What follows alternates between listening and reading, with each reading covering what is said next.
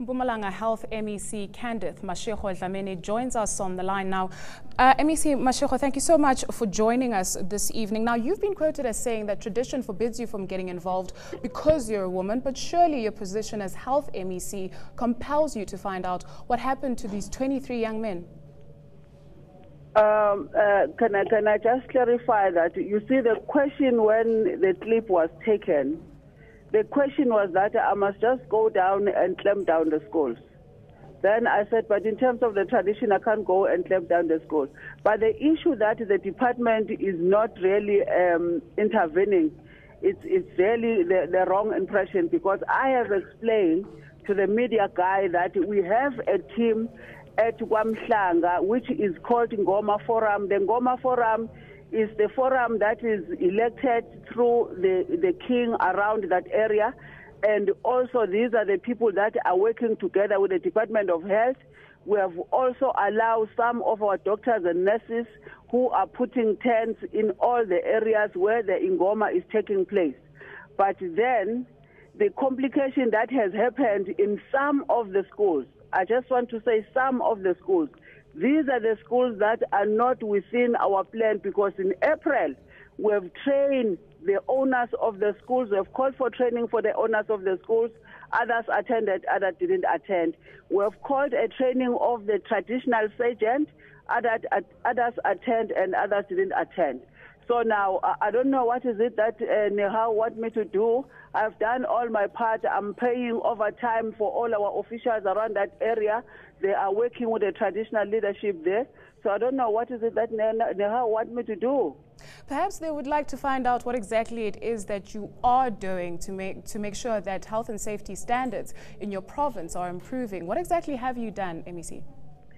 What we have done in April, on the 27th of April, we have conducted a training by our doctors and nurses to the traditional sergeant of all the health issues that need to be taken care of. We have also agreed that everyone that is taken to those schools must undergo screening out of our health facilities. Others, they've done that, others, they didn't do that. So I don't know what is it definitely that people want me to do. Our clinics are standing there. They are waiting for them. They screen everybody who attended the screening. They've got letters. They've got everything. Those who have got some diseases, our doctors, together with the traditional surgeon, they are taking care of them because there's an indication that they've got certain diseases. So this we have done. What are you doing about those schools that are not adhering to your calls? Surely they should be shut down. These are the issues that we need the traditional leaders to account to us. They still have to give us a report, because in the register of the traditional leadership and the Ngoma Forum that we are working with, we've got 38 schools that have been sanctioned. But now we've realized that some of the schools are even outside the parameters of the municipality, Dr. J.S. Mroka, and also Tembisi, the municipality. Others are at Midbank, at Middelburg, at Belfast, at Delmas, Hammanskraal, Soshanguve. So these are the Ndebele people all over that are taking the Ngoma. Some of them, they are not registered with us. But I've requested my officials to go around and inspect and check exactly what are the complications and what is it that is happening there. Now let's talk about the deaths of these 23 young boys. What are you doing about the deaths? Well, we've got an inquest report as I'm speaking to you now. The inquest report is indicating that some of them, the cause of death is dehydration. Some of them is excessive bleeding. So these are the things that the owners of this Ngoma, they must really account. I'm waiting for that report from the traditional leadership. Now, you've spoken about engaging traditional leaders, but what exactly is your department doing to make sure that you have a workshop around this issue? Because every time around initiation season, there are deaths.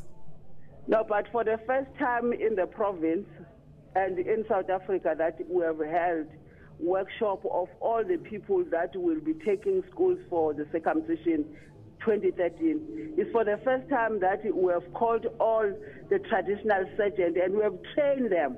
But there are those that didn't attend the training, and some of them are the ones that have complicated the people. Your reaction to calls that you should resign? Well, I can't resign because there's nothing wrong that I have done. I have done everything that government has given me power to do. And in Nehawu, for that matter, they are members in their branches and the region of Nkangala. They never consulted them. They never consulted even their branches in those different municipalities. Their members are part of the team.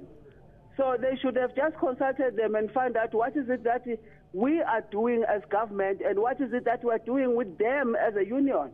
But I'm really surprised because they just issue a statement without even touching base with their own branches, touching base with their own members. Their members are now all out, taken out from the general duties of their work.